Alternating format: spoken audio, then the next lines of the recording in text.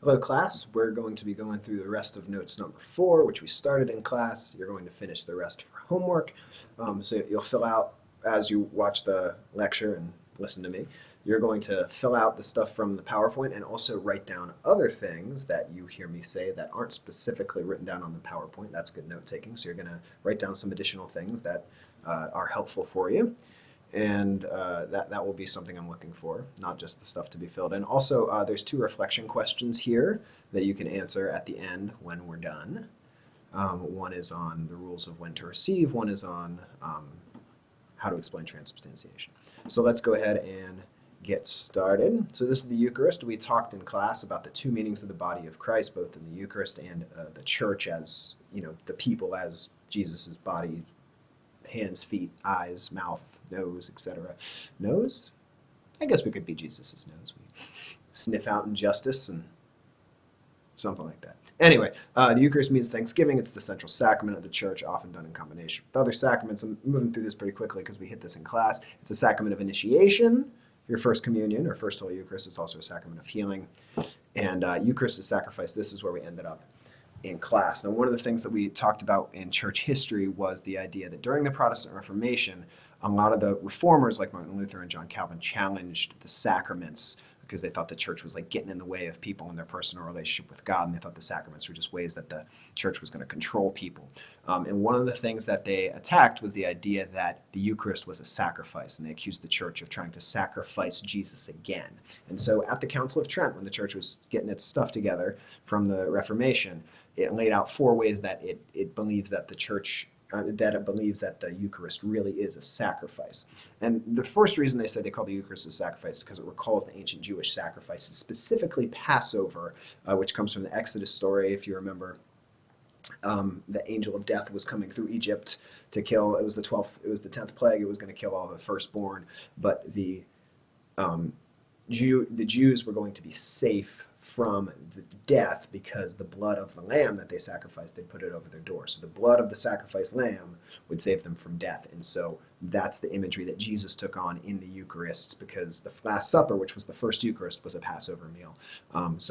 His body and blood, the bread and the wine, were the lamb.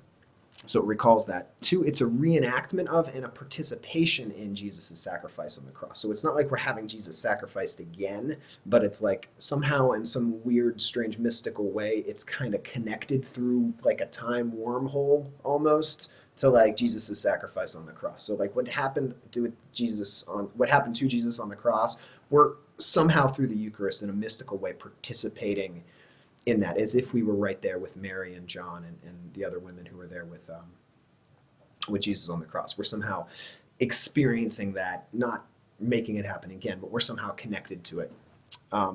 Also, the idea that the community sacrifices materials. The bread and the wine is supposed to come from the community, and in the ancient days, people would actually donate like fish and that sort of thing. And they have, even today, we have the collection at Mass where we donate money and that sort of thing for the upkeep of the church. So it's a material sacrifice. But also each one of us, as we go forth to receive, is supposed to be sacrificing our own will to follow God's will. So we're supposed to be accepting God's will into our lives. So let's talk about the matter and the form. The matter is specifically the bread and the wine and the breaking and the blessing of the bread and the wine. That's pretty simple. Now the form of the sacrament is the Eucharistic prayer, the prayers that are said over the bread and the wine, that through which it becomes Jesus' body and blood.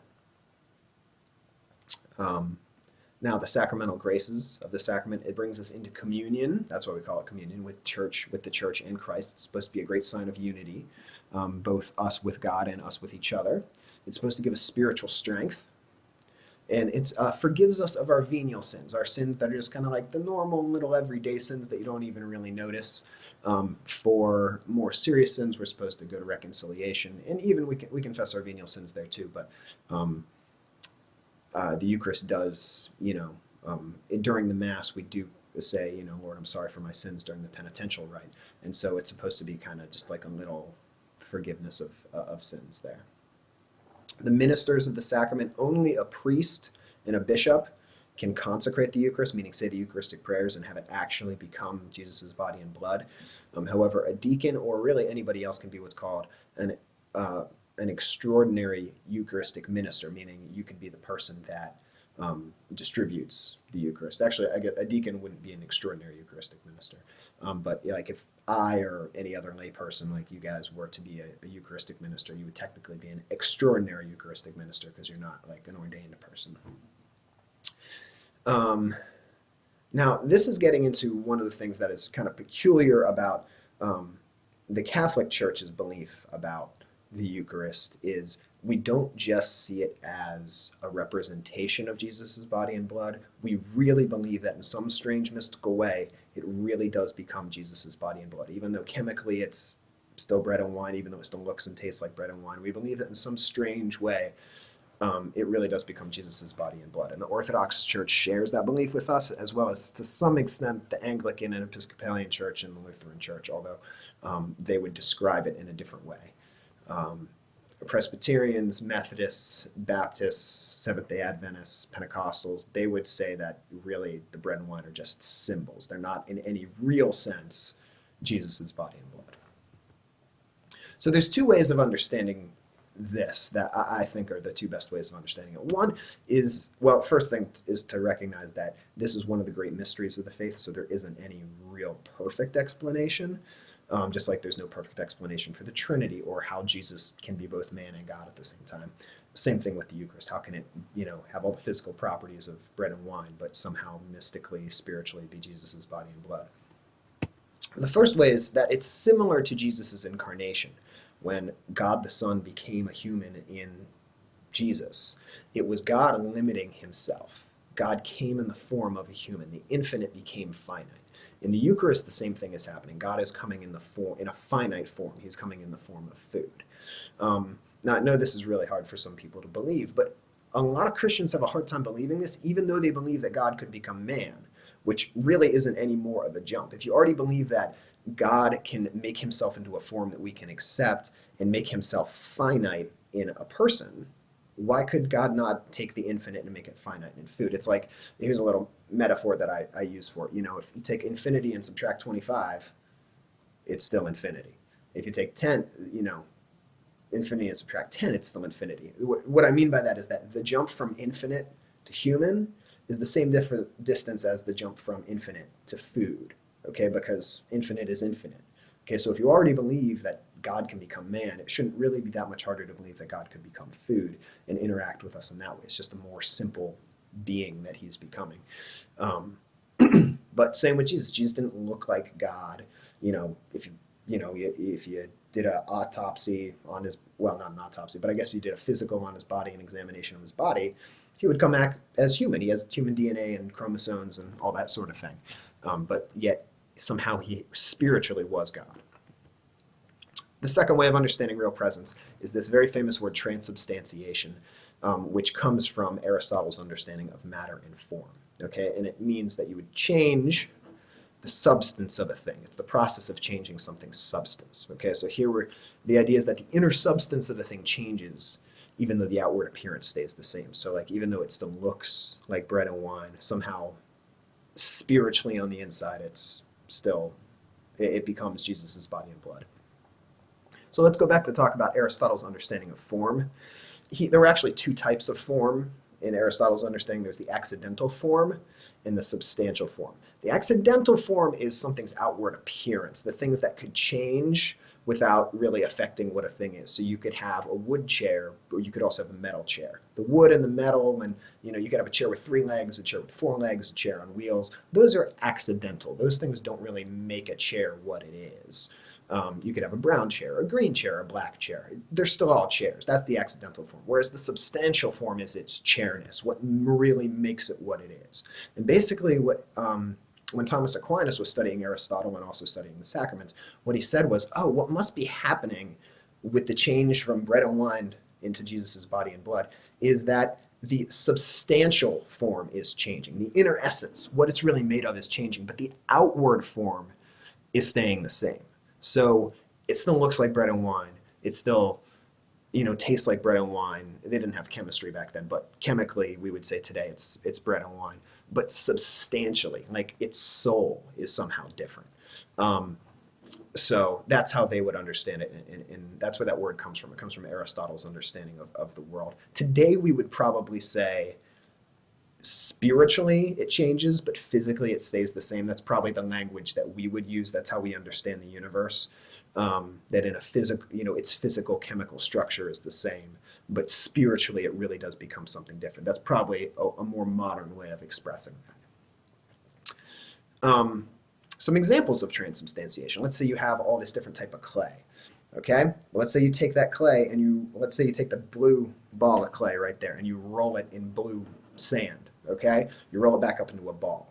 Okay, the substance that it's made of has somehow changed. It's now clay and sand, but its form, it's still in the form of a ball. Okay, that's kind of an example of transubstantiation. Oh, Optimus Prime. So let's say he's a transformer. He changes his form, but he's still what he is. He's still Optimus Prime. He transforms into a truck, but he's still Optimus Prime. He transforms back into like his humanoid robot form. He's still Optimus Prime. But let's say I'm like an evil computer hacker and I hack into his brain and I wipe his memory banks and I upload like a new memory into him and a new personality, and now I control him to do my evil bidding because I'm evil. And now he's not Optimus Prime, he's Optimus Crime. I would have changed not his form, he still looks the same, but I would have changed his substance, I would have changed who he was. So that's like another example. Pepper and salt shakers, the substance in the pepper shaker is pepper, the substance in the salt shaker is salt. But if you put salt in the pepper shaker and then shook it, salt would come out. So now the pepper shaker would be, even though it still looks like a pepper shaker, would now shake salt because you changed the substance. So you change the substance, you change what a thing is. Another example. The last one is if you have a DVD, okay, and let's say it's, the One Direction World Tour DVD, okay, but you wipe all the data off it and you upload like Paranormal Activity onto it. Okay, it's still going to have the same DVD case, it's still going to have the same One Direction art on the front, but when you put it in the player, it's going to play Paranormal Activity. So you will have changed its substance, even though outwardly it still appears the same. That's kind of another example of transubstantiation. All right, so moving on to parts of the Mass. There are technically 5 parts of the Mass, and here they are. The 2 main ones that I want you to know is the Liturgy of the Word, here it is in purple, and Liturgy of the Eucharist. Those are the 2 main halves. And most of the time when people ask you what are the parts of the Mass, that's what they mean. The parts where the readings and the homily happen, and then the parts where the Eucharist happens. So I kind of put them into 2 columns here, because most people would consider all this the Liturgy of the Word, and all this would be the Liturgy of the Eucharist. But technically it's broken into 5 different parts. All right, this is called a tabernacle. This is where they keep the Eucharist after Mass, and they keep it there for 2 reasons. One, so that people can pray in the presence of Jesus sacramentally. I mean, Jesus is always with us, but in a special way, he's in the Eucharist, so you can pray in the chapel and he's there. But also for distribution to the sick, for people that can't make it to Mass, and they do have extraordinary Eucharistic ministers at most churches who go around and take the Eucharist to people who are sick and can't make it to Mass, which is pretty cool.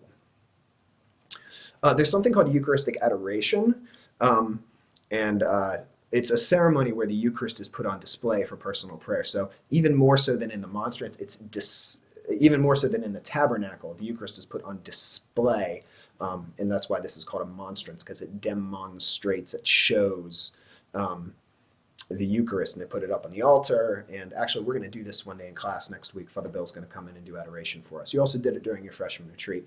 And this comes from medieval times when people were kind of afraid to receive the Eucharist, but they still had great devotion to the Eucharist, and they would go and adore. We still do it today, even though we receive the Eucharist fairly regularly. Most Catholics do. There's also Eucharistic adoration. When not to receive. I think I'm going to have to make a separate video because I'm almost out of time, so I'm going to make a part 2, and I'm going to talk about when not to receive. All right? See you in a second.